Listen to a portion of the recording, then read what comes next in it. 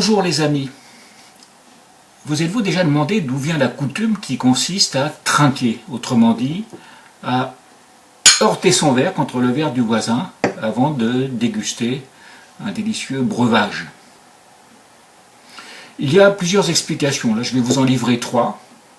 Commençons par la première, à laquelle d'ailleurs je ne crois absolument pas, mais je vais vous la livrer parce que c'est une explication qui est séduisante, elle est plaisante, même si elle me semble tout à fait fausse.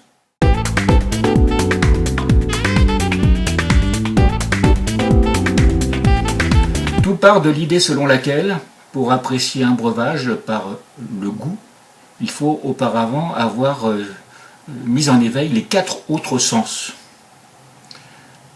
tels qu'ils ont été définis par Aristote. Alors je précise cela parce qu'en réalité, on sait aujourd'hui qu'on a davantage que 5 sens.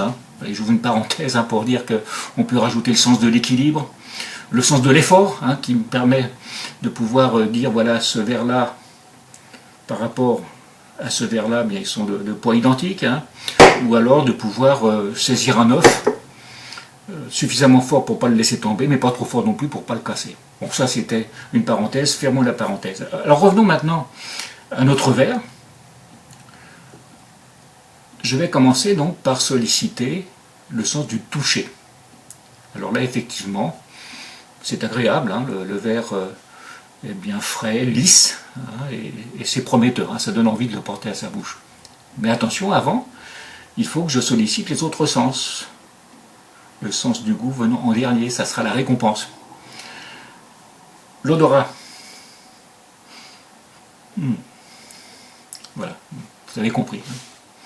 La vue aussi, la vue, vous pouvez observer comme moi, la couleur très attirante aussi.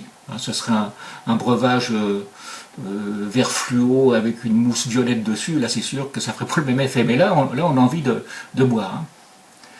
Donc on a sollicité le toucher, l'odorat, la vue. Ah, il y a l'ouïe maintenant. J'entends rien. Et non. On va régler ça. J'ai un voisin. Et voilà. Maintenant que j'ai sollicité le sens de l'ouïe, je vais pouvoir profiter de ce breuvage par le sens du goût.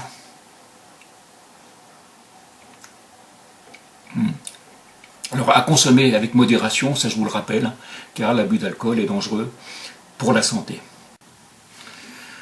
Alors cette explication, aussi soi-disant soit-elle, me semble quand même tirée par les cheveux, d'autant plus que cette coutume semble être très ancienne, en tout cas elle semble dater de bien avant qu'on sache, par Aristote, qu'on a 5 sens.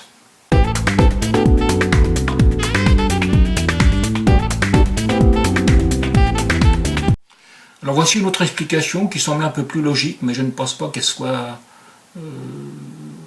soit vraiment la bonne. Cette coutume daterait du Moyen-Âge, ou un peu après. C'était une époque où les gens avaient l'habitude d'empoisonner leurs ennemis, et saisissaient toutes les occasions pour le faire. Alors les fêtes, par exemple, étaient une excellente occasion pour empoisonner le verre de son ennemi. Et le fait de choquer les verres, assez fort, les verres étant remplis à ras-bord, permettait au liquide des deux verres d'éclabousser dans l'autre. Et si j'avais une intention d'empoisonner mon ennemi, j'aurais peut-être hésité à boire ma coupe, si quelques gouttes de son breuvage étaient tombées dans mon verre. Alors ça, j'ai du mal à y croire quand même, parce que finalement, quand on manipule bien les poisons, on peut très bien faire en sorte que ce verre-là soit nocif à forte dose, et que les 3 gouttes qui vont tomber dans mon verre ne me fassent que très peu d'effet. Bon, en fait, j'ai du mal à croire à cette version-là. Là, encore une fois, parce que cette coutume était déjà pratiquée bien avant le Moyen-Âge. Et là, j'arrive à l'explication qui me semble vraiment la plus plausible.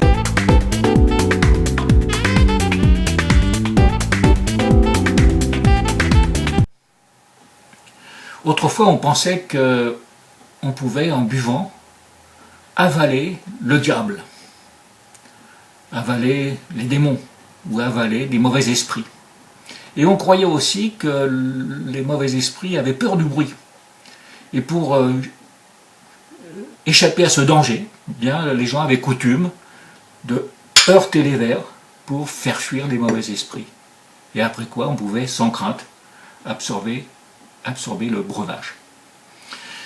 Cette explication est aussi corroborée par d'autres coutumes. Dans certains pays, par exemple, les gens font le signe de croix avant de boire. Manière aussi de conjurer le sort ou de chasser les mauvais esprits. Dans d'autres pays, on sonne les cloches avant de boire, et toujours avec le même objectif, chasser les mauvais esprits. À vous de choisir maintenant l'explication qui vous convainc le plus.